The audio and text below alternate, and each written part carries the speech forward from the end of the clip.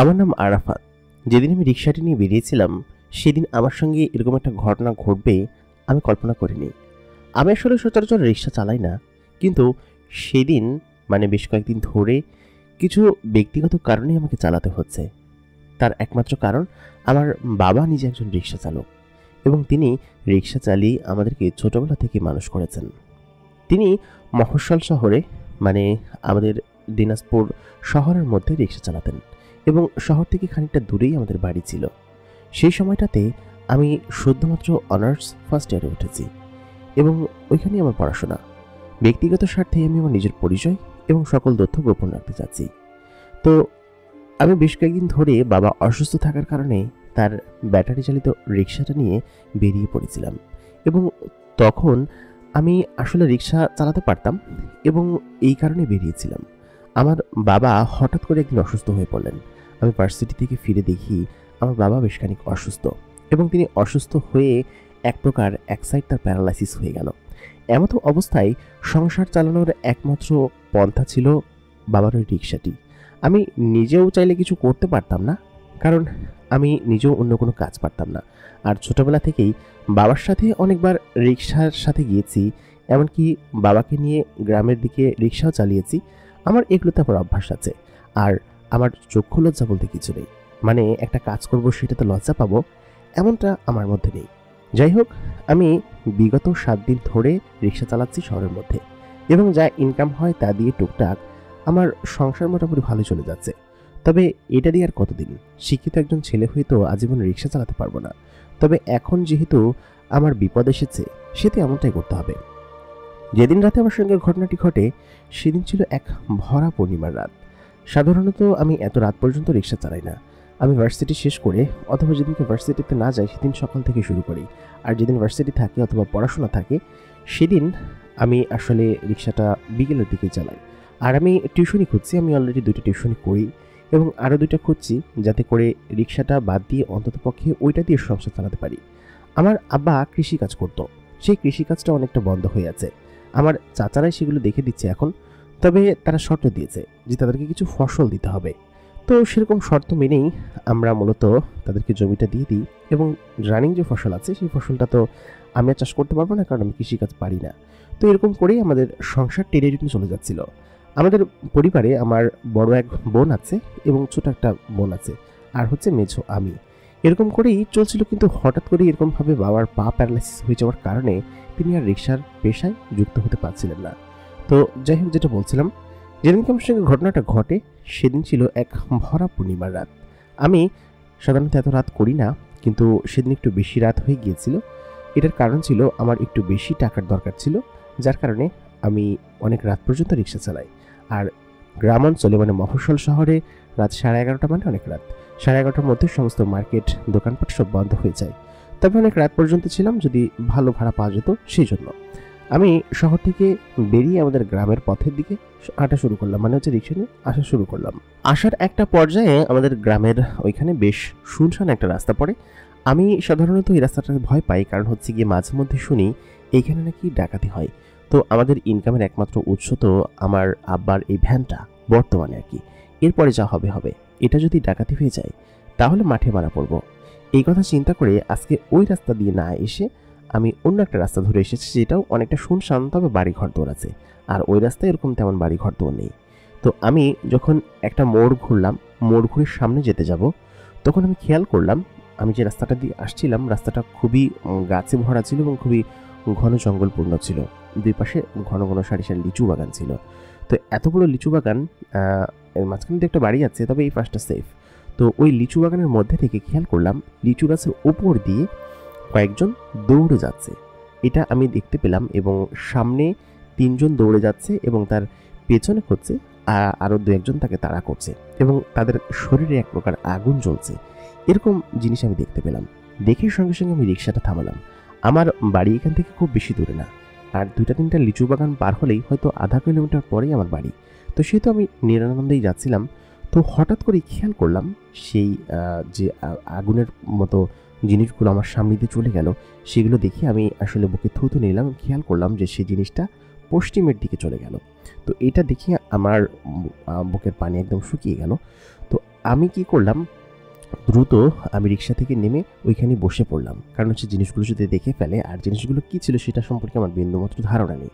তো আমি আবার রিক্সায় উঠে রিক্সাটা চালাতে শুরু করলাম এবং এক পর্যায়ে আমি যখন বাড়ির কাছাকাছি প্রায় চলে এসেছি, হয়তো আর 200-300 মিটার বাকি আছে, ঠিক তখনই আমার সামনে দিয়ে সেই জিনিসগুলো আবার পাস হলো এবং এবার আগুনের গোল্লার মতো সেই জিনিসগুলো এগিয়ে গেল, যেটা কিনা দেখে আমার আর ভয়ে আমি চিৎকার মেরে উঠলাম। তো চিৎকার মারার সঙ্গে সঙ্গেই ওইখান থেকে যে দুটো জিনিস সামনে দুটো জিনিসকে তাড়া করছিল, সেই দুটো জিনিস আচমকা থমকে গেল এবং আমার দিকে তেড়ে আসতে লাগলো।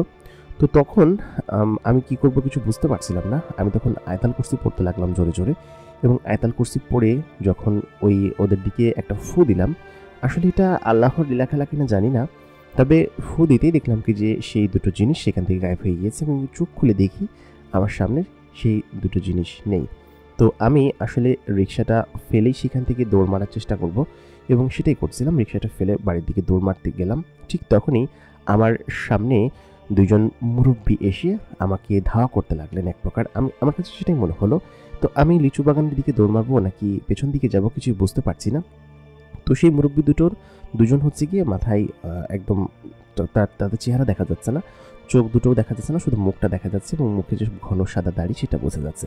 তো তখন তেনারা আমার কাছে এগিয়ে আসলেন এবং বললেন কি যে, বাবাজি আমাদেরকে সাহায্য করো, আমাদেরকে একটু সামনে নিয়ে যাও, তুমি কি আজকের রাতটা তোমাদের বাড়িতে আশ্রয় দিতে পারবে আমাদেরকে? তো দুজন মুরব্বির মুখে সাদা ধবধবে দাড়ি এবং স্পষ্ট বাংলায় কথা বলছিলেন। তো আমি তখন বললাম যে আপনারা কারা? এবং তখন উনি বললেন কি যে, আপনি বেশি প্রশ্ন করবেন না বাবাজি, আপনি দয়া করে আপনার সঙ্গে করে আমাদেরকে নিয়ে যান, আমরা খুব বিপদে পড়েছি।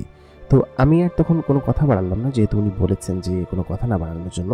তো তখন আমি আমার রিক্সায় উঠি, ওনারা দুজন চেপে বসলেন। তো ওনাদের দুজনকে আমি আমার বাড়ি পর্যন্ত নিয়ে আসলাম। ওনারা অনেক ওজন ছিলেন, প্রায় 4-5 জন মানুষের সমান ওজন হবে ওনাদের, ওয়েট হবে, কারণ হচ্ছে রিক্সায় প্যাডেল ঘুরিয়ে তখন আমি বুঝতে পারছিলাম যে এটা আসলেই এরকম একটা ওয়েটপূর্ণ দুজন মানুষকে তুলেছি। এবং তারা লম্বায়ও কিন্তু অনেকটা ছিল, আমি কিন্তু লম্বায় 5 ফুট 11 ইঞ্চি, তো ওনারা আমার থেকেও আরও 4-5 ইঞ্চি লম্বা হবে। তো ওনারা উঠে বসেছেন এবং রিক্সা চলছে। তো আমি আসলে কথা বাড়াচ্ছিলাম না, আমি খুব দ্রুত গতিতে রিক্সা চালাচ্ছিলাম। তো ওনারা হাঁসফাঁস করছিলেন যে কি হবে না হবে। তো তারপর আমি ওনাদেরকে আমাদের বাড়িতে নিয়ে গেলাম। বাড়িতে নিয়ে যাওয়ার পরে আমার যে আম্মা ছিল, আম্মাকে বললাম, আম্মা উনি আমাদের মেহমান, উনি রাস্তায় একটা বিপদে পড়েছে, আজকে রাতটা এখানে থাকবে, ওনাদের জন্য তুমি একটা কামরা খালি করে দাও, একটা রুম। তো আমাদের মধ্যেই 2টা রুম ছিল, 2টা আর একটা বারান্দার রুম যেখানে আমি ঘুমাতাম। তো একটাতে আব্বা আম্মা ঘুমাতো, একটাতে আমার 2 বোন ঘুমাতো, আর বারান্দার যে খাটটা ছিল সেটাতে হচ্ছে গিয়ে আমি ঘুমাতাম। তো ঘরের ভিতর তো মেয়ে ছেলে থাকে, ওখানে তো দেওয়া সম্ভব না। তো আমি তখন বললাম কি যে এইখানটাই করে দাও ওনাদেরকে।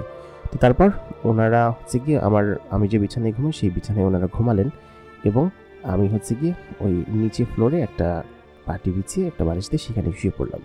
তো ওনারা রাত্রেবেলা তেমন কিছু খাওয়া দাওয়া করলেন না, তবে আমি হচ্ছে গিয়ে আমাদের এখানে মেলা ছিল, সেই মেলা থেকে গতকালকে মিষ্টি নিয়ে এসেছিলাম, সেই মিষ্টি ওনাদেরকে খেতে দিলাম নাস্তা হিসেবে। তাছাড়া তো গরিবের ঘরে আর কিছু থাকার নেই। তো ওনারা সেগুলো খুব তৃপ্তি করে খেলেন। খাওয়ার পরে ওনারা ঘুমিয়ে গেলেন এবং আমরা সকলে ঘুমিয়ে গেলাম। তো পরের দিন সকালবেলা যখন আমরা উঠে আমরা দেখতে পেলাম যে সেই 2টো লোক সেখানে নেই আর কি, যেখানে তাদেরকে ঘুমানোর জন্য দিয়েছিলাম সেখানে আসলে তিনারা নেই, তিনারা চলে গিয়েছেন।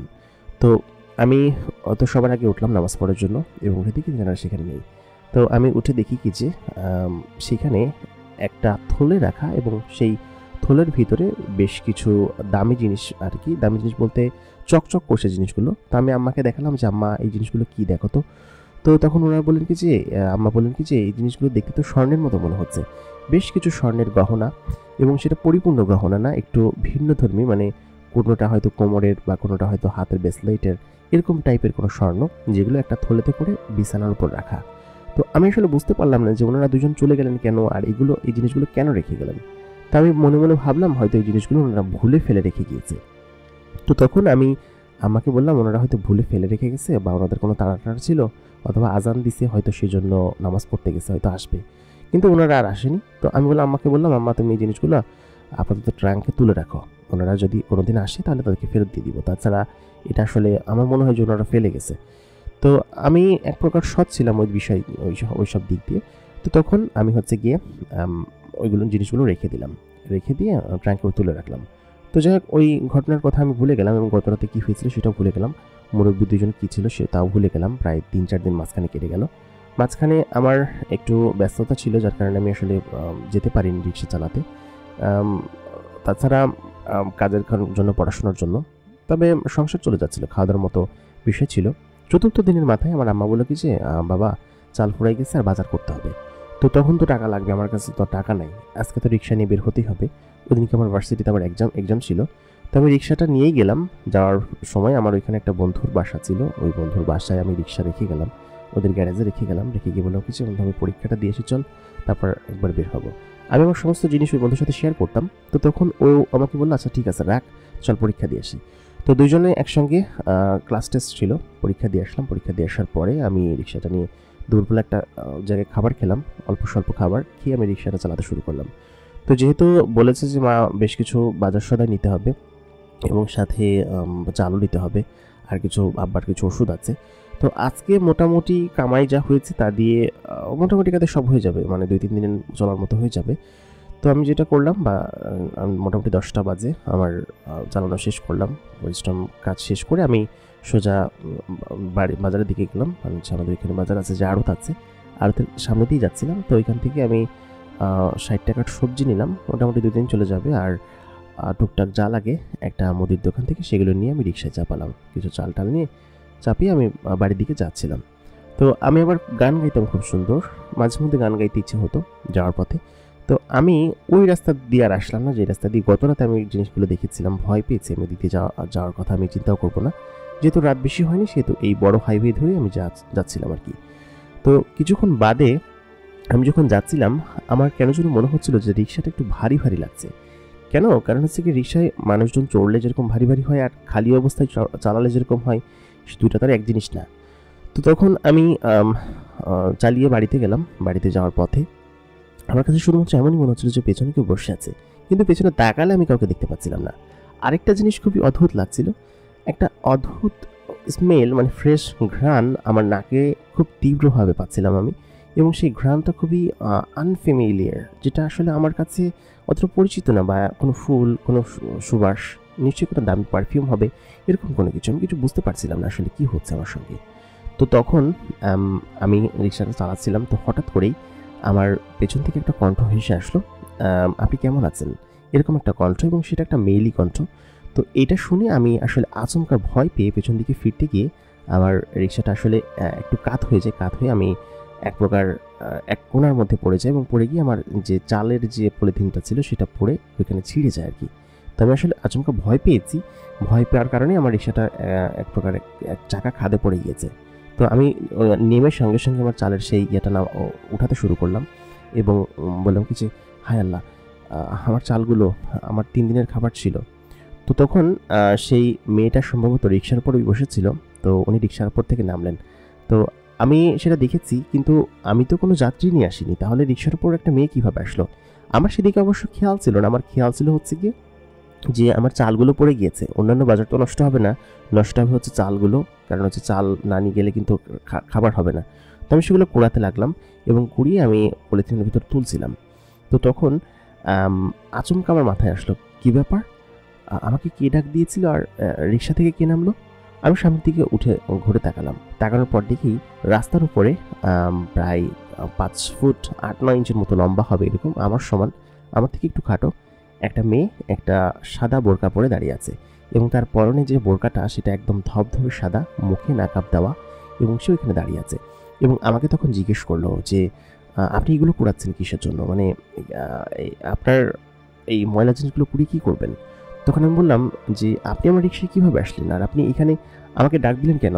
তো আমি আচমকা এরকম একটা জিনিস দেখে তো ভয় পাওয়ারই কথা, আমি সঙ্গে সঙ্গে দাঁড়িয়ে গেলাম, এবং মেয়েটি আমাকে বলল সেই কথা পরে বলছি, তবে আপনি এগুলো কুড়াচ্ছেন কিসের জন্য? তো আমি তখন বললাম আমি খাবো কি, আপনি যেরকমভাবে পেছন থেকে ডাক দিলেন আমাকে, যার কারণে আমি ভয় পেয়ে আমার রিক্সাটা এরকমভাবে ঘুরে গিয়েছে। তো তখন মেয়েটি বলল আসলে আমার ভুল হয়ে গেছে, আমি আসলে বুঝতে পারিনি, আচমকা এরকমভাবে আপনাকে ডাক দেওয়া ঠিক হয়নি। তো তখন আমি তাকে বললাম যে আপনি আমার রিক্সায় কী করছেন এবং কখন উঠলেন?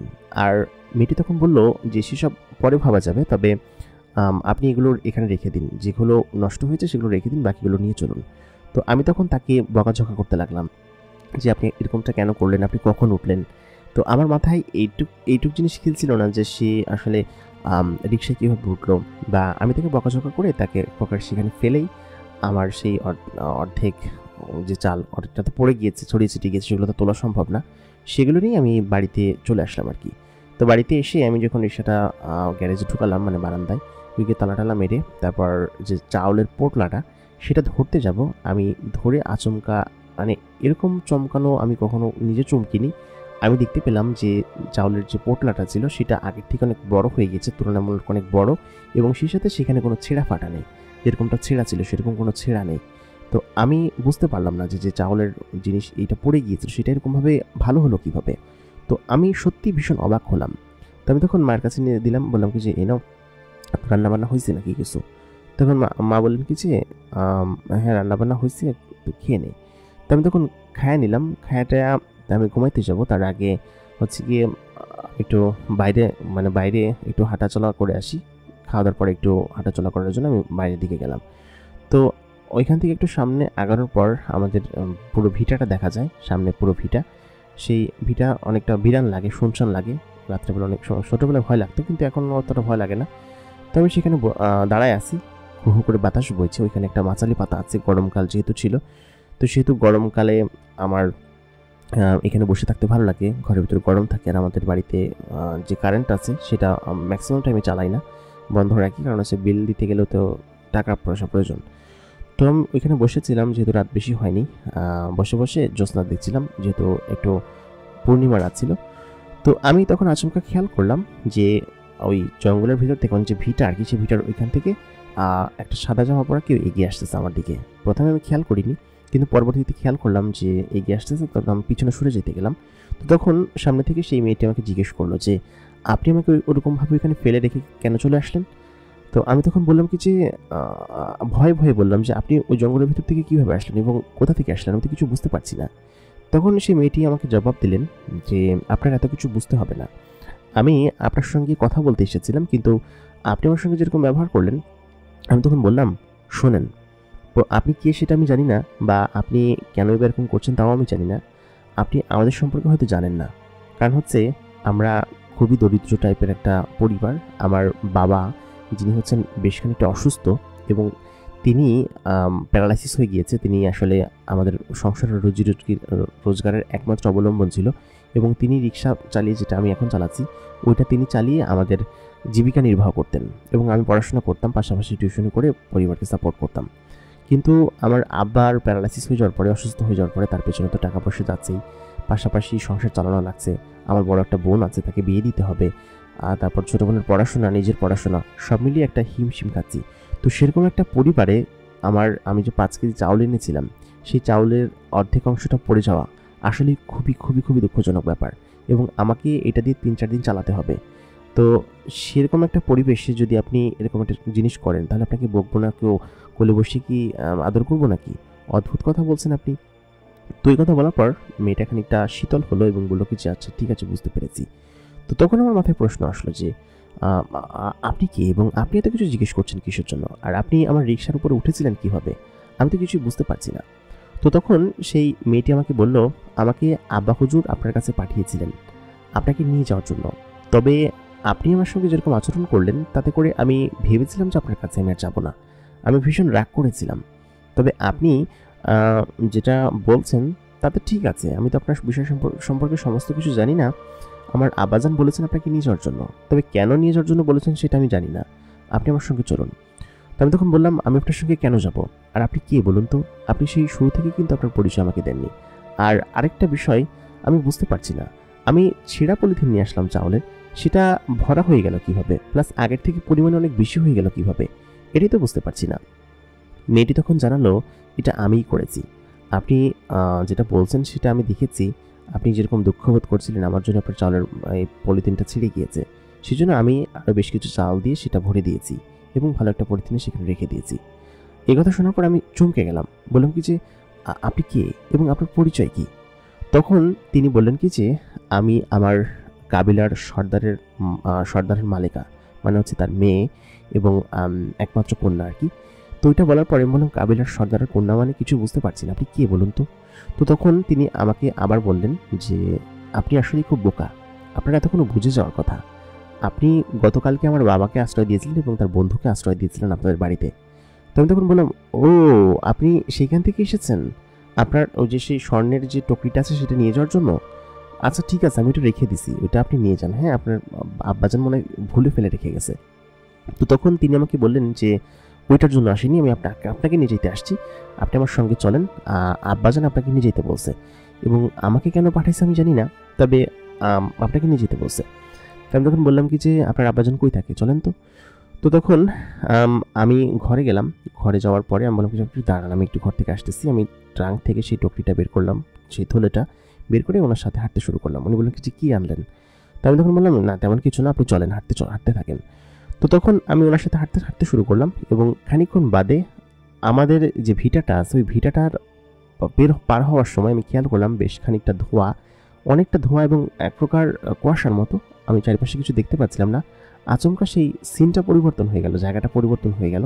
যেহেতু আমি একজন শিক্ষিত ছিল, অনেক কিছু বুঝতাম, তবে ওই সময় আমার কেন যেন হিতাহিত জ্ঞানটা তেমন কাজ করছিল না। তো আমি তখন সামনের দিকে এগিয়ে গেলাম। আমি খেয়াল করলাম আমি এমন একটা স্থানে চলে এসেছি যেটার চারপাশে শুধুমাত্র ঘন জঙ্গল এবং খুব বড় বড় গাছ, যে গাছগুলো এর আগে আমি কখনো দেখিনি। গাছগুলোর শাখা প্রশাখা বিশাল এবং একটা গাছের বয়স দেখে মনে হবে 100-200 বছর, এত মোটা গাছ এবং বড় বড় গাছ। ছোট ছোট গাছও আছে যেগুলো অনেকটা নারকেল গাছ এবং পাম গাছের মতো দেখতে, এবং কলা গাছের মতো পাতা ছড়িয়ে আছে এবং তার ফাঁকে ফাঁকে কয়েকটা বাড়ি। সেই বাড়ির রাস্তা দিয়ে, যেটা কিনা মাটির রাস্তা ছিল, সেই মাটির রাস্তা ধরে আমি হেঁটে যাচ্ছিলাম। তবে আচমকা চমকে গেলাম, কারণ হচ্ছে আমি যে জায়গায় ছিলাম সেই জায়গাটা থেকে জায়গাটা অনেকটা ভিন্ন এবং আমাদের গ্রামে আমি তো বেশি দূর হাঁটিনি, আমাদের গ্রামে তো এরকম কোনো জায়গা থাকার কথা না। তো আমি তখন মেয়েটিকে বললাম, আপনি সত্যি সত্যি বলুন তো আপনি কে, আপনি কিন্তু আপনার পরিচয়টা দেননি এবং এটা কোন জায়গা, আপনি আমাকে সেকেন্ডের মধ্যে কোথায় নিয়ে আসলেন, আপনি আমাকে অপহরণ করেননি তো। তো তখন সেই মেয়েটি বলল কি যে আপনি যে এত পরিমাণ বোকা আগে জানতাম না, আমি যে একটা পরী, একটা জিনের মেয়ে, সেটাকে আপনি এখন পর্যন্ত বুঝতে পারছেন না, আমাদের কাবিলার মালিকা আমি। তো তখন আমি বললাম কি যে কি বলছেন। আমি তখন ভয় পেয়ে গেলাম এবং ভয় পেয়ে পেছন দিকে দৌড় মারলাম, কারণ হচ্ছে আমি তো তার সঙ্গে যাব না। আমি জিন পরি সম্পর্কে এর আগে দাদির কাছ থেকে শুনেছি গল্প, যে পরীরা নাকি মানুষকে তুলে নিয়ে যায় এবং সেখানে নিয়ে গিয়ে আটকে রাখে এবং আসতে দেয় না, সারা জীবন সেখানে বন্দি রাখে। তো মেয়েটি আচমকা আমার সামনে হাজির হলো, মানে হচ্ছে গিয়ে চোখের পলকে। তখন আমি বুঝতে পারলাম যে এর সামনে থেকে হয়তো আমি যেতে পারবো না, অথবা আমি সত্যি সত্যি জিনেদের ওই নগরীতে চলে এসেছি, ওদের কাবিলাতে চলে এসেছি। তখন তিনি আমাকে নিয়ে একটা বিল্ডিংয়ের ভিতর ঢুকলেন। যে বিল্ডিংটা ছিল এক প্রকার ইট নয়, পাথরও নয়, এক ধরনের অন্য রকমের ম্যাটেরিয়াল দিয়ে তৈরি, গুহার মতো জিনিসটা, কিন্তু অনেকটা লম্বা ইমারতের মতো। তো সেটার ভিতরে আমি ঢুকলাম।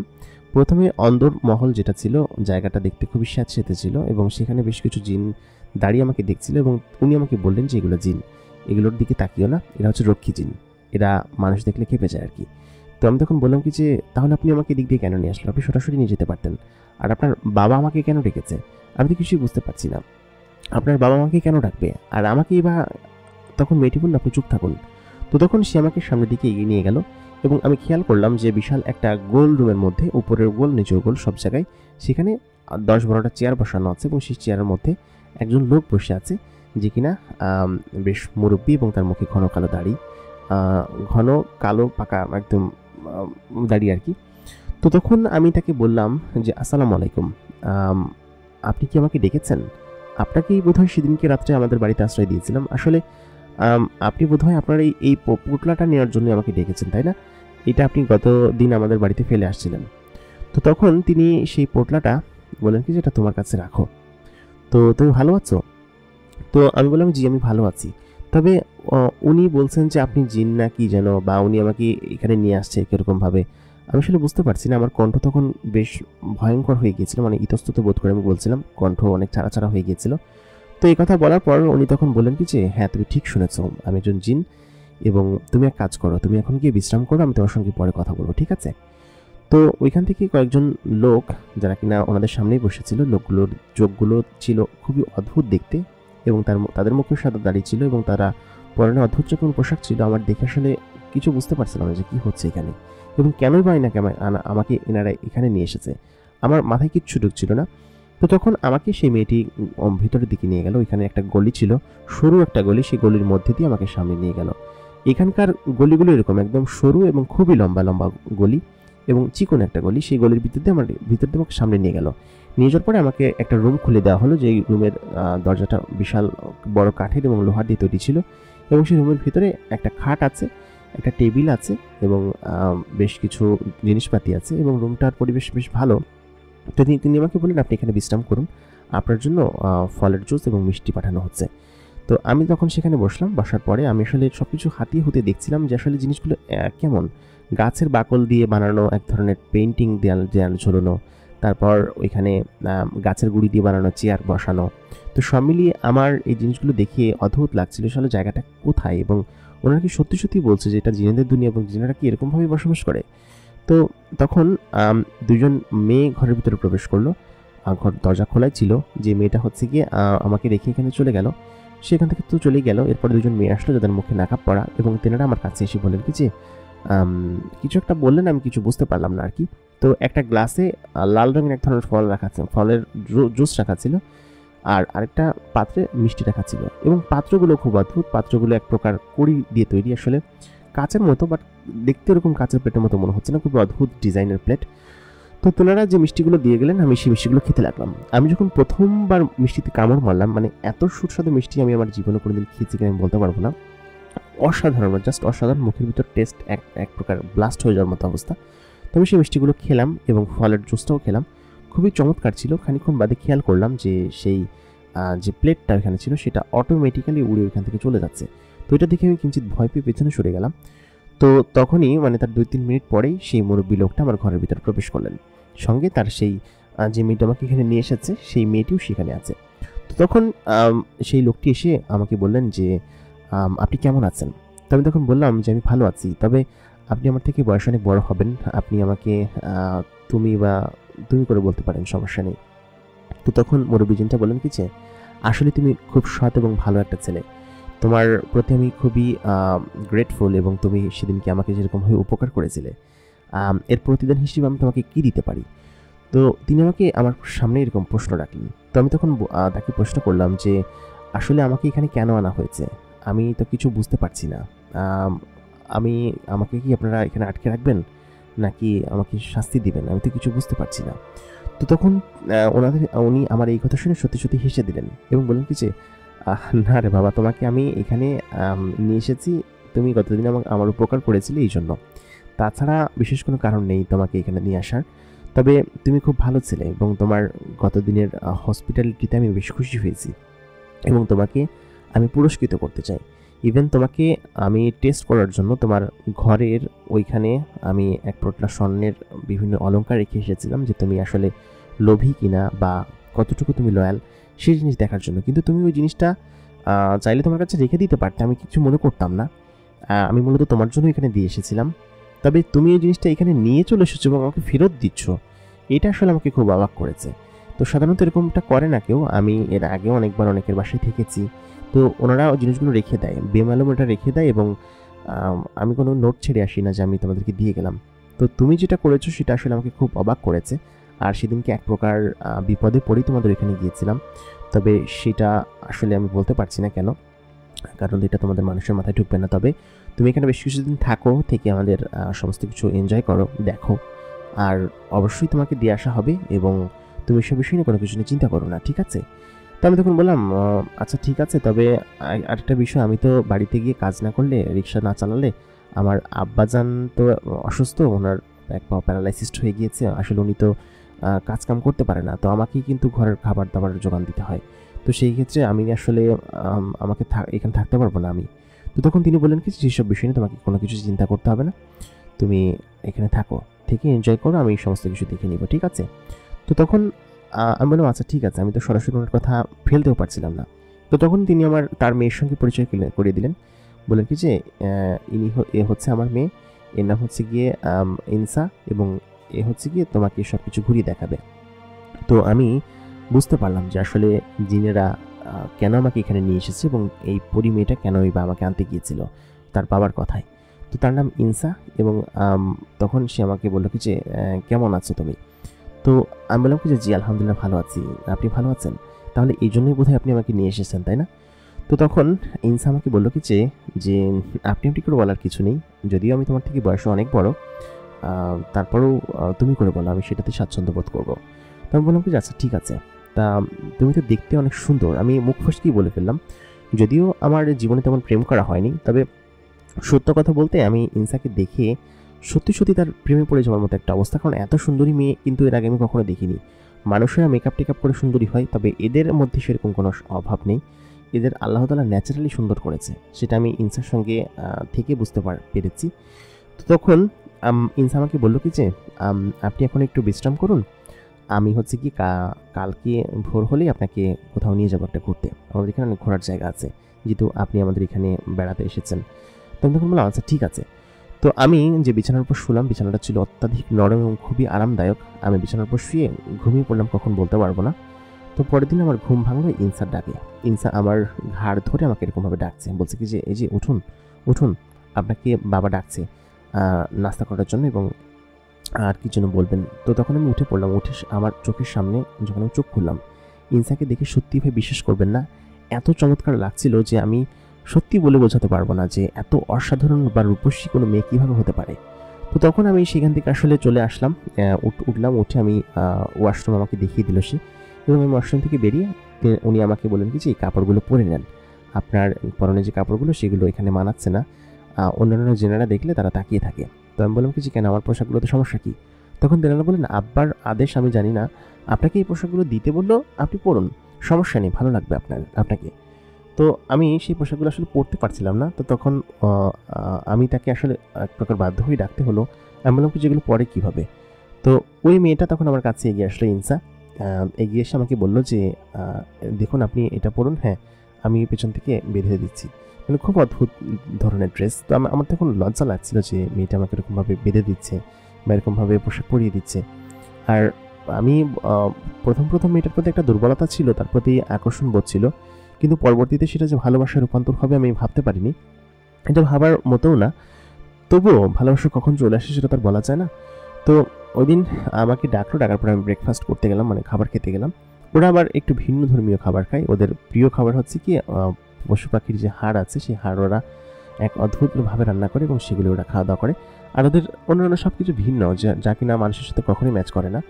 তো যাই হোক, আমি খাওয়া দাওয়া শেষ করে তখন সেই মুরব্বী লোকটা বলেন যে ইনসা তুমি ওকে নিয়ে যাও, কোথাও একটা ঘুরতে নিয়ে যাও, আর হচ্ছে কি আমার তো কাজ আছে, তাহলে যাও তোমরা, হ্যাঁ।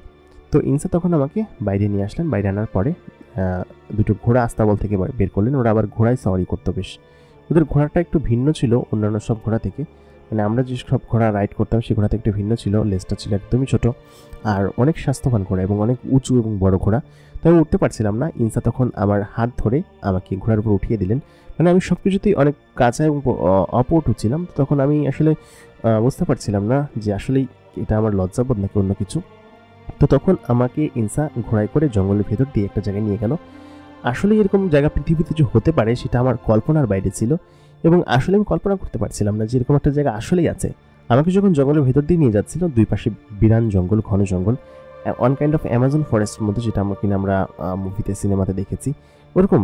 তো খানিকক্ষণ বাদে একটা এমন একটা জায়গায় আসলো যেখানে প্রাকৃতিক পরিবেশ এত সুন্দর এবং সামনে বিশাল বড় একটা লেক, যে লেকের অপর প্রান্তে ছোট্ট একটা ঝর্ণা ওপর থেকে নিচে পড়ছে। মানে আমরা কোথাও ট্যুরে গেলে বান্দরবন বা ওই রকম জায়গায় ট্যুরে গেলে যেরকম ছোটোখাটো ঝর্ণা বা প্রাকৃতিক পরিবেশের মধ্যে পড়ি না, ঠিক তেমনটা, এবং পুকুরটা অন্যান্য জায়গা থেকে সম্পূর্ণ ভিন্ন। তো তখন ইনসা আমাকে বললো যে এটা আমার খুব প্রিয় জায়গা এবং এখানে আমি মাঝে মধ্যে আসি। তো আব্বা হুজুর যেহেতু বলেছেন সেহেতু আমি আপনাকে এখানে নিয়ে আসলাম। জায়গাটা আসলে খুবই ভালো এবং খুবই চমৎকার জায়গা। তো আমি এবং ইনসা সেখানে বসে গল্প করতে লাগলাম। ইনসা বললো কি যে আপনাদের সমস্ত সমস্যার সমাধান হয়ে যাবে, আব্বা হুজুর বলেছেন। তো আমি তখন বললাম যে সমস্যার সমাধান হলেই ভালো। তো ইনসা আমাকে বললো আচ্ছা আব্বা হুজুর আপনাকে যে পোটলাটা দিয়েছে ওইটা বিক্রি করেই তো আপনারা আপনাদের অবস্থায় ফেরাতে পারেন, আপনি চাইলে একটা ব্যবসা শুরু করতে পারেন, সব মিলিয়ে আপনার আব্বার আর রিক্সাও চালানো লাগবে না, কি বলেন? তো আমি তখন বললাম হ্যাঁ সেটাও করা যায়, তবে কেন জন্য না আমার মন সায় দিচ্ছে না যে জিনিসগুলো আমি বিনা কাজে বা বিনা কোনো কিছু করেই পুরস্কার হিসেবে পেয়ে গেলাম। তো তখন সে মেয়েটা আমাকে বোঝালো, আমার এক প্রকার হাতই আমার স্পর্শ করলো, হাত স্পর্শ করে বললো যে দেখো এরকম ইতস্তত করার তো কিছু নেই, তুমি তো তাকে আশ্রয় দিয়েছিলে, সে একটা বিপদে পড়েছিল, সেই জন্য। আসলে আব্বা হুজুর তো বলতে পারছিলেন না, আমি তোমাকে বলছি। মূলত হচ্ছে আমাদের বেশ কিছু শত্রু আছে যারা কিনা আমাদেরকে মাঝে মধ্যেই ক্ষতি সাধন করার চেষ্টা করে। তো আব্বা সম্ভবত আব্বা এবং তার বন্ধু সম্ভবত কোনো কাজ থেকে ফিরছিলেন। তো তোমাদের ওই অঞ্চলে যাওয়ার পরে তেনারা সামনে হয়তো কোনো বিপদ অনুভব করেছেন। তো যার কারণে ওই বিপদ দেখে ওনারা আসলে ওইখানেই রাতটা যাপন করার চিন্তাভাবনা করেছিল এবং সামনাসামনি তোমাকে পেয়ে গিয়েছিল। এমনটা অনেকবার করেছে, বিভিন্ন জায়গায় যখন বিপদ অনুভব করেছে ওইখানকার কোনো বাড়িতে নক দিয়ে সেখানে তারা রাত যাপন করেছে এবং তাদের পুরস্কার স্বরূপ বিভিন্ন জিনিসপাতি দিয়ে এসেছে। তবে তুমি একমাত্র ব্যতিক্রম যে আসলে জিনিসগুলো ফেরত আমাকে দিতে এসেছো এবং তুমি যখন ওই জিনিসগুলো নিয়ে কথা বলছিলে আব্বা হুজুর তখন ওইখানেই উপস্থিত ছিলেন এবং তিনি তোমার কথা শুনেছেন। এই কারণেই তুমি আমার প্রতি একটু বেশি আগ্রহ দেখিয়েছেন এবং আমাকে বলেছেন যে ওই লোকটাকে নিয়ে আসো, তো দেখি কি করে। তো এরকমটাই আমার আব্বা হুজুর করেন এবং উনি খুব ভালো লোক, আমি ছোটোবেলা থেকে খুব পছন্দ করি তাকে। আমি আমার আমার আব্বা 4টা বিয়ে করেছে এবং আমি আমার আব্বার মেঝো যে স্ত্রী আছে তার সন্তান, এবং আব্বা আমাকে অন্যান্য সবার থেকে পছন্দ করেন বেশি। আমার অন্যান্য ভাই বোনও আছে, আমরা প্রায় 17টা ভাই বোন। তো সব মিলিয়ে অন্যান্য ভাই বোনেরাও আছে। তো আমি আমার মায়ের একমাত্র মেয়ে, ছেলে আছে। তো সব মিলিয়ে এরকমই আর কি। তো আব্বা হুজুর খুব ভালো লোক, তোমার উপকার করবেন তিনি। তো তারপর আমি বললাম জি, সেটা করলেই ভালো হয়, আর আমি আসলে উপকার চাচ্ছিও না। তো আমাকে এখানে আর কয়দিন থাকতে হবে? মেয়েটা তখন বললো কেন, ভালো লাগছে না? আমি তখন বললাম ভালো লাগছে না এমন না, আপনার সঙ্গ পাওয়া আমার ভাগ্যে ছিল, এই জন্য পাচ্ছি। আপনি খুবই ভালো একটা জিন মেয়ে যে কিনা আমাকে এত এত কিছু দেখিয়েছেন। তো তখন সে একটু হেসে বললো কি যে খুবই কত কিছু দেখিয়েছি, আপনাকে তো আমি কিছুই দেখাতে পারিনি। আমাদের এই অঞ্চলটা খুবই খুবই চমৎকার, আপনি হয়তো জানেন না, আপনাকে ঘুরিয়ে দেখার আরও অনেক কিছু বাকি আছে। তো তখন আমি তাকে বললাম যে আসলে আমি একটু বাড়িতে যাব, আমার আব্বার জন্য চিন্তা হচ্ছে, আপনি কি আমাকে কালকে একটু নামিয়ে দিয়ে আসতে পারবেন বাড়িতে? তো তখন মেয়েটি বললো কি, জিনসা বললো যে দিয়ে আসতে পারবো, সমস্যা নেই, তবে আব্বার কাছ থেকে অনুমতি নিতে হবে। তো বললাম কি যে একটু কাইন্ডলি আপনি অনুমতি নেন। তো ইনসা তখন বললো আমি পারবো না, আপনি যদি পারেন তাহলে যান, ঠিক এরকম করে বললো। তো ওকে এত পরিমাণ ভালো লাগছিল, আমি যে কখন যে ওর প্রতি দুর্বলতায় পড়ে গিয়েছি, ওকে পছন্দ করে ফেলেছি আমি বলতে পারবো না। তো তখন ইনসা আমাকে বললো কি যে আচ্ছা ঠিক আছে, চলুন তাহলে। তো প্রায় সন্ধ্যা পর্যন্ত আমরা এখানে ছিলাম, জায়গাটা এত চমৎকার ছিল, ও আমাকে আশপাশের সমস্ত জায়গা ঘুরিয়ে দেখেছে। তো যাবার পথে ইনসা বললো কি যে আপনি এখানে একটু দাঁড়াবেন, আমার একটা বান্ধবীর বাসা আছে এখানে, আমি ওর সঙ্গে খানিক্ষণ কথা বলে তারপর চলে আসবো। তো ঘোড়া থেকে নামলো। ঘোড়া থেকে নামার পর ও যে ড্রেসটা পরেছিল, একটা ফ্রক টাইপের জামা, একদম গোল ঘোরানো টাইপের জামা, ওকে এত মিষ্টি লাগছিল। 2 কদম যাওয়ার পর ও আমাকে বলল আপনি নেমে আসুন, আমি এখানে বেশ কিছুক্ষণ থাকবো, আপনি কি বাইরে দাঁড়িয়ে থাকবেন? আপনি চলুন। তো তখন আমি আসলে কিছু বুঝতে পারছিলাম যে ওনার সাথে যাবো কিনা, যেহেতু বললো। তো উনি আবার আমাকে হাত ধরে নামিয়ে দিলেন, নামিয়ে দিয়ে আমাকে তার সঙ্গে করে নিয়ে গেলেন। নিয়ে যাওয়ার পরে যখন দরজা নক করলো, ঘরটা দেখতে খুবই অদ্ভুত ছিল, একটা ব্যাঙের ছাতার মতো ঘর, এবং সেই ঘরের দরজাটা ওরকমটা ব্যাঙের ছাতার মতো। তো তার ভিতর দিয়ে আমরা ভেতরে গেলাম, খুবই নিচু টাইপের ছিল, ও মাথা নিচু ঝুঁকিয়ে যেতে হয়। তো আমরা ঝুঁকিয়ে ভিতরে প্রবেশ করলাম। তো ভেতরে যে এত পরিমাণ স্পেস থাকতে পারে একটা রুমের ভিতরে, সেটা আমার আসলে কল্পনার বাইরে ছিল। খুবই বড় স্পেস রুমের ভিতরে। তো আমাকে যে রুমটায় বসতে দেওয়া হলো সেখানে ওইরকম গদি টাইপের এক ধরনের চেয়ার রাখা, যে চেয়ারটা ওরকম কাঠের গুঁড়ি দিয়ে তৈরি করা। তো তখন আমি সেখানে বসলাম, খানিকক্ষণ বাদে ভেতর থেকে একটা মেয়ে আসলো এবং বললো যে কে এসেছে, ইনসা? তো উনি এসে আমার দিকে নজর পড়লো তার। এই মেয়েটাও একদম অসম্ভব রকমের সুন্দরী এবং রূপবতী। আমার দিকে নজর পড়তেই সে আমার দিকে ড্যাব ড্যাব করে তাকিয়ে থাকতে লাগলো। এবং তখন ইনসাকে বললো কি যে এই মেয়েটা কে এবং ছেলেটা কে এবং কোত্থেকে এসেছে, কেন? তখন সে বললো কি আচ্ছা বলছি। তখন ও আমার সঙ্গে তার পরিচয় করিয়ে দিল। ও ওদের ভাষায় কথা বলছিল ওই সময়। তো তখন আমাকে হাই বলতে বললো, আমি তাকে আসসালামু আলাইকুম সালাম দিলাম আর কি। সালাম গ্রহণের খানিক্ষণ বাদে ওরা দুজন ভিতরে চলে গেল এবং কি ঘুষু করে তারপর এখান থেকে বেরিয়ে আসলো। বেরিয়ে আসার পর বললো কি যে আচ্ছা চলুন, আপনাকে অনেকক্ষণ বসিয়ে রেখেছি। এর মাঝখানে একটা বাচ্চা ছেলে না, দেখতে বেশি একটা লম্বা, তবে চেহারা বাচ্চার মতো, সে আমার কাছে এগিয়ে সে আমার দিকে অদ্ভুতভাবে তাকাচ্ছিল, আমার হাত ধরে দেখছিল। আমাকে বেশ কিছু খাবার দিয়ে গেল একজন লোক। সেই খাবারগুলো খেলাম, তার মধ্যে ফল ছিল এবং কিছু অদ্ভুত দেখতে খাবার ছিল যেগুলো আসলে আমার কাছে ভালো লাগেনি, স্মেলটাই ভালো লাগেনি, যেটা আমি খাইনি। তো সেই ফলগুলো খেয়েছিলাম আর একটা জুস দিয়েছিল, সেই জুসটা খেতে একটু ভালো লেগেছিলো, সেগুলো খেয়েছি। তো খানিকক্ষণ বাদে সে আসলে এসে বললো কি যে তোমাকে বোধহয় একটু বেশি দেরি করে ফেললাম, চলো। তো তখন সেই মেয়েটা বললো কি যে আজকে থেকে যেতি তোরা। উনিও বাংলায় কথা বলতে লাগলেন তো তখন আমি বললাম কি যে না না, আসলে আমাদেরকে যেতে হবে, আমি তো কালকে বাড়িতে চলে যাব। তো তখন মেয়েটা আমাকে বললো কি যে আসলে আমি কখনো মানুষ দেখিনি, তো এই জন্য আপনাকে দেখে একটু অবাক হচ্ছি, আপনি কিন্তু আবার আসবেন, হ্যাঁ? তো আমি বললাম কি আচ্ছা ঠিক আছে। তারপর আমি এখান থেকে বেরিয়ে আসলাম, বেরিয়ে এসে ঘোড়ায় উঠলাম। ঘোড়ায় ওঠার পর মেয়েটি হাসছিল। আমি বললাম কি যে কেন হাসছেন, কিসের জন্য? তো মেয়েটি বললো কি যে আমার বান্ধবীর আপনাকে দেখে পছন্দ হয়েছে, প্রেম করবেন নাকি তার সঙ্গে? তা আমি বললাম কি যে আসলে এরকম ভাগ্য আমার নেই যে আমি কোনো সুন্দরী মেয়ের সঙ্গে প্রেম করব। আর আসলেই মজা করছেন তাই না? তো তখন সেই মেয়েটি মানে ইনসা বললো কি যে আরে না, মজা করছি না। তো আমি তখন মজার ছলেই বলে ফেললাম যে আপনার বান্ধবীকে তো ভালো লাগেনি, তবে আপনাকে ভালো লাগে আমার, আপনি প্রেম করবেন? এরকমটা বলার পরে আমি নিজে লজ্জায় একদম মাটির তলে চলে যেতে যাচ্ছিলাম, মানে এত পরিমাণ লজ্জা পেলাম যে এরকমটা বলাটা আসলে ঠিক হয়নি। ও নিজেও লজ্জা পেয়ে গেল ইনসা। তো বাকিটা পথ আমি একে অন্যের সঙ্গে কথা বলিনি, ও নিজেও লজ্জা পেয়েছে। তো আমি ঘোড়া থেকে নেমে এক দৌড়ে আমার নিজের রুমে চলে এসেছি। আসলে আমি এই কথাটা কীভাবে বলে ফেললাম মুখ ফুসকে আমি বলতে পারবো না, তবে আমি তো ওকে পছন্দ করতাম, মানে এক প্রকার পছন্দ আর কি, ভালোবাসা কিনা জানি না। তো তারপর ওই পরের দিন সকালবেলা ও আমার কাছে আসলো এবং ইতস্তত করছিল আমার সঙ্গে কথা বলতে। তো তখন আমি বুঝতে পারছিলাম না যে আসলে কালকে কথাটা বলাটা উচিত হয়নি। তো যাওয়ার পথে এক পর্যায়ে আমি তাকে বললাম কি যে আমি গতকালকে আপনাকে মজা করে বলেছি, আপনি কিছু মনে করবেন না, ঠিক আছে? তো ইনসা তখন বললো না না, আমি কিছু মনে করিনি। তো তখন ও আমাকে বাড়ির কাছাকাছি দিয়ে গেল। তো আমি যখন এসেছিলাম ওইখানে তখনও ওরকম রাত, এবং আমি বাড়ির ভিতরে ঢুকলাম। ঢোকার পরে আমি মাকে বললাম কি যে মা, কেমন আছো তুমি, ভালো আছো? তো আমার আচরণে সবাই অবাক হচ্ছিল। তো আমি তখন রুমে গেলাম, রুমের দিকে গিয়ে দেখি কি যে আব্বা নাই।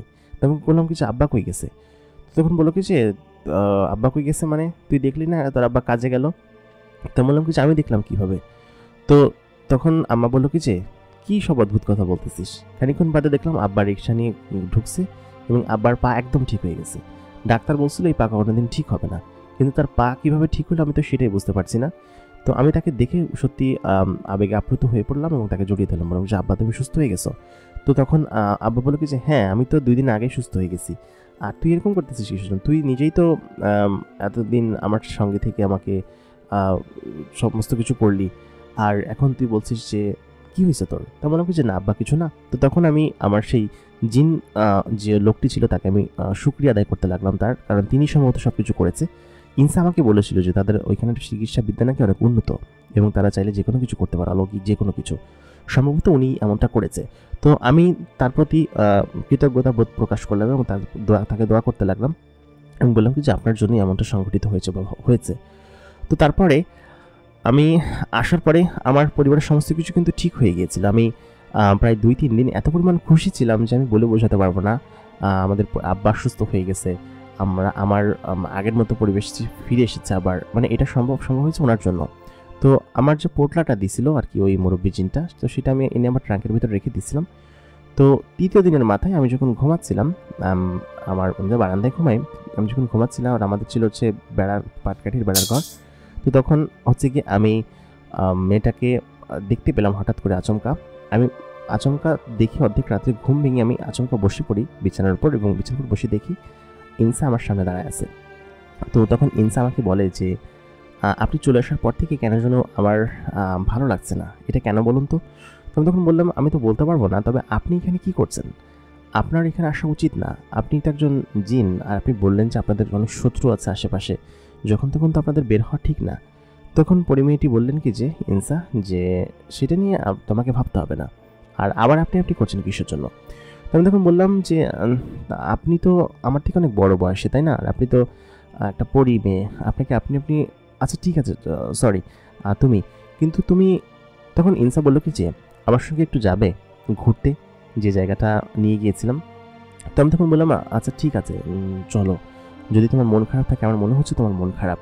তো আসলে তখন ইনসা এই কথা বলার পর আমি বললাম আচ্ছা ঠিক আছে চলো। তো আমি একটা শার্ট পরে নিলাম, আমার আসলে ভালো জামা কাপড় ছিল না। তো ইনসা তখন আমাকে বললো যে চলো তোমাকে আমি একটা কাপড় দিই আর কি। তো তখন ও আমাকে ওদের ওইখানকার বাজারে নিয়ে গেলেন, যে বাজারে আসলে জামা কাপড় পাওয়া যায়। তো আমার মাপের যে জামা ছিল সেই জামা আমাকে কিনে দিল। আর ওইখানে যখন আমি জামা পরছিলাম তখন ওইখানকার যে জিনরা ছিল ওরা দেখে অবাক হচ্ছিল এবং সন্দেহ করছিল যে একটা মানুষ এবং অনেকেই ধরে ফেলেছিল যে আমি একটা মানুষ, এবং জিজ্ঞেস করে ফেলেন যে আপনি কি কোনো মানুষ? তো আমি তখন বললাম কি যে হ্যাঁ।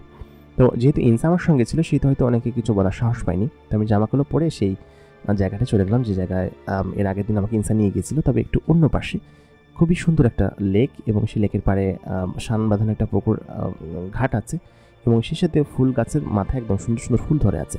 তো ইনসা আমার সঙ্গে কথা বলছিল না, আমি বলছিলাম কিছু কি হয়েছে ইনসা? তো তখন ও বললো কি যে না, এমনিতেই মন খারাপ লাগছে তোমার জন্য, তবে এখন ভালো লাগছে। তো আমি আসলে কিছু বুঝতে পারছি না। আমি ওইখান থেকে আসার পর থেকে ইনসাকে আমি মিস করছিলাম, সেটা ঠিক আছে, তবে সে যে একটা পরি মেয়ে, তার প্রতি আমার কোনো ফিলিংস রাখা উচিত না সেটা আমি জানি। আমি যে 3-4 দিন ওখানে থেকেছি, সেই 3-4 দিন ওর প্রতি একটা অন্যরকম ফিলিংস আমার কাজ করছে। এটা আমার একার করছে কিনা জানি না, তবে ওকে যে আমি পছন্দ করে ফেলেছি বা আমার মনের মধ্যে থেকে ওকে ভালোবেসে ফেলেছি, সেটা তো আমি বলতে পারবো না, কখনোই না, কারণ এটা কখনো সম্ভব না। ওই লোকটা কী ভাববে যে লোকটাকে আমি উপকার করেছিলাম? তো সব মিলিয়ে আমি আসলে এই জিনিসগুলো নিয়ে দোটানার মধ্যে আছি। তবে ইনসা আমাকে ভালোবাসে কিনা সেটা আমি বলতে পারবো না। তবে ওর হাব ভাব দেখি ও আসলে যখনই আমাকে নামিয়ে দিতে আসতো তখনই ওর মনটা খারাপ হয়ে যেত, বলতো কি যে আমি তোমাকে যেতে দিতে ইচ্ছে করছে না, ইচ্ছে করছে তোমার সঙ্গে আরও বেশ কিছুক্ষণ থাকি। তো ওর হাব ভাবে যখন আমার পাশে বসে বসে থাকি তখন আমার কাছে ঘেঁষে বসার চেষ্টা করে, আমার হাত ধরার চেষ্টা করে। আমি অনেকবার হাতও ধরেছি, হাত ধরে কথা বলতো। তো সব মিলিয়ে আমার আসলে এই সবটা মিলিয়ে ইনসার সঙ্গে বেশ কয়েক মাস ঘোরাঘুরি হয়েছে, এবং ও যেরকমভাবে আকার ইঙ্গিতে বোঝায় যে আমাকে পছন্দ করে, আমাকে ভালোবাসে, আমি নিজেও কি আমার পাগলের মতো ভালোবাসি, আমি সেটা বেশ কয়েক মাস যাওয়ার পরে বুঝতে পেরেছি।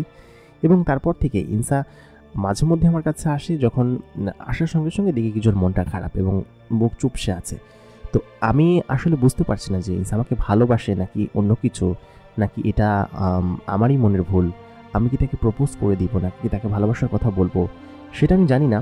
তবে একটা বিষয় চেঞ্জ হয়েছে, সেটা হচ্ছে এই কয়েক মাসে, প্রায় মাঝখানে 8-9 মাস পেরিয়ে গিয়েছে, এই 8-9 মাসে আমার ব্যবসায়িক পরিস্থিতি ফিরেছে। ইনসা আমাকে বলেছিল যে জিনিসগুলো তার বাবা আমাকে উপহার স্বরূপ দিয়েছে, সেই জিনিসগুলো যেন আমি ইনভেস্ট করি, এবং আমি একটা সুপার শপ দিয়েছি শহরে। তো সেই সুপার শপ আমি চালাই, এবং আমার আব্বা রিক্সা চালানো বন্ধ করে দিয়েছে, এবং আমার আব্বাকে সেখানে বসিয়েছি। প্লাস আমার যে বড় বোন ছিল, ও তো একটা জায়গায় চাকরি করতো, পরবর্তীতে ওই চাকরি ছেড়ে দিয়ে আমার যে কোম্পানি আছে, মানে আমি যে দোকান দিয়েছি সুপার শপ, ওইখানে বসে। তো ওকেও তো বিয়ে দিতে হবে। তো সব মিলিয়ে আমি আসলে একটা অন্যরকম দোটানার মধ্যে আছি, ব্যবসা বাণিজ্য নিয়ে। বড় বোনকে বিয়ে দিতে হবে, আব্বা সেখানে বসে, আমি নিজেও বসি। সব মিলিয়ে এই দিকটা তো ঠিকঠাক চলছে, আমাদের অনেকটা উন্নতি হয়েছে। কিন্তু আসলে ইনসার ব্যাপারটা নিয়ে আমি খুবই হতাশাগ্রস্ত হয়ে হতাশায় ভুগছি। কারণ হচ্ছে ইনসাকে আমি ভালোবাসি সেটা আমি জানি, কিন্তু ও আমাকে ভালোবাসে কিনা সেটা আমি জানি না। আসলে ও যতদিন না পর্যন্ত মুখ ফুটে আমাকে বিষয়টা বলছে, আমি আসলে ততদিন পর্যন্ত বিষয়টা অ্যাকসেপ্ট করতে পারছি না। এটার কারণ হচ্ছে গিয়ে যে মুরব্বী জিনটা আমাকে এত কিছু দিয়েছে, তার বিপরীতে গিয়ে তো আমি কোনো খারাপ কাজ করতে পারবো না, বা তাকে হার্ট করে কোনো কিছু করতে পারবো না, এটা তো স্বাভাবিক বিষয়। তো বিষয়টা এমন হয়ে গিয়েছে যে ইনসা যদি আমাকে নিজে থেকে বলে যে ও আমাকে পছন্দ করে, তাও কিন্তু আমি ইনসাকে অ্যাকসেপ্ট করতে পারবো না আনটিল তার বাবা আমাকে অ্যাকসেপ্ট করবে। বিষয়টা তো এমনই, তাই না? তো সেহেতু আমি এক প্রকার দোটানার মধ্যে আছি। আমি ইনসাকে প্রচণ্ড পরিমাণ ভালোবেসে ফেলেছি, এবং অ্যাজ আ পরি হিসাবে সুন্দরী এমনটা না, সে জিন হিসেবে বা একটা প্রাণী হিসেবে খুব ভালো হয় না, যে অনেক প্রাণী থাকে, পোষা প্রাণী, তারা অনেক ভালো হয়। তো সেই প্রাণী হিসেবে খুব ভালো, জিন হোক, পরি হোক বা মানুষ হোক, যাই হোক না কেন। তো সব মিলিয়ে আমি সব কিছু নিয়ে দোটানার মধ্যে আছি। তো অ্যাজ পার উইশ আপনাদের কাছে আমি সাজেশন চাচ্ছি যে what should I do right now, তো কী করা উচিত হবে আমার জন্য। তো সব মিলিয়ে তার জন্য অপেক্ষা করবো, নাকি আসলে আমার আর কোনো কিছু করার নেই এই মুহূর্তে। তো সব মিলিয়ে I want suggestion from you. So আপনারা আমাকে সঠিক সিদ্ধান্ত দিয়ে সহায়তা করবেন। তো আমার জীবনের ঘটনা এরকমভাবেই এগোচ্ছে, জানি না কতদিন পর্যন্ত এগোবে। আশা করি আপনারা বিষয়টি অবলোকন করেছেন। তো প্রিয় দর্শক, আমাদের আজকের ঘটনাটি কেমন লাগলো, এবং তিনি যে সিদ্ধান্তহীনতায় ভুগছেন, আমি নিজেও তার ঘটনা শোনার পরে আমি তাকে বলেছি যে আপনি এই বিষয়টা তাকে বুঝিয়ে বলুন, যদি তার বাবাকে সে রাজি করাতে পারে, বাট আপনার তরফ থেকে আপনি তেমন কিছু বলেন না। তো সব মিলিয়ে এরকমভাবেই তার জীবন এগোচ্ছে এখন, এবং জানি না সামনে কী হবে, তবে তার জন্য দোয়া করি, তার শুভকামনা করি। তিনি যে স্থান থেকে ফিরে এসেছেন, এক প্রকার সৎ থাকাটা জীবন অনেকটা জরুরি। আপনি যতটা সৎ থাকবেন, আপনার ভাগ্য ততটাই প্রসন্ন হবে। তো আশা করি আজকের ঘটনাটি আপনাদের কাছে ভালো লেগেছে। এরকমই চমৎকার ঘটনা, জীবনের কাহিনী শুনতে আমাদেরকে লাইক এবং সাবস্ক্রাইব করে রাখুন, এবং আমাদেরকে বেশি বেশি করে কমেন্ট করে জানিয়ে দিন আপনি কী চাচ্ছেন, এবং আমাদের চ্যানেল ভিডিওগুলো আপনার কাছে কেমন লাগছে। বরাবরের মতো কণ্ঠে আমি আরজে ইমরান আপনাদের সঙ্গে আছি এবং আপনারা দেখছেন ভূত বাক্স বাই আরজে ইমরান। আপনারা যদি আপনাদের জীবনের ঘটনা পাঠাতে চান অথবা আপনাদের লেখা গল্প পাঠাতে চান আমাদেরকে ইমেল করতে পারেন। আমাদের ইমেল অ্যাড্রেস এই ভিডিও ডিসক্রিপশনে দেওয়া থাকবে। দেখা হবে পরবর্তী এপিসোডে নতুন কারো জীবনের ঘটনা নিয়ে। ততক্ষণ পর্যন্ত ভালো থাকবেন, সুস্থ থাকবেন এবং এই ভাইটিকে তথ্য দিয়ে সহায়তা করবেন। ধন্যবাদ সবাইকে।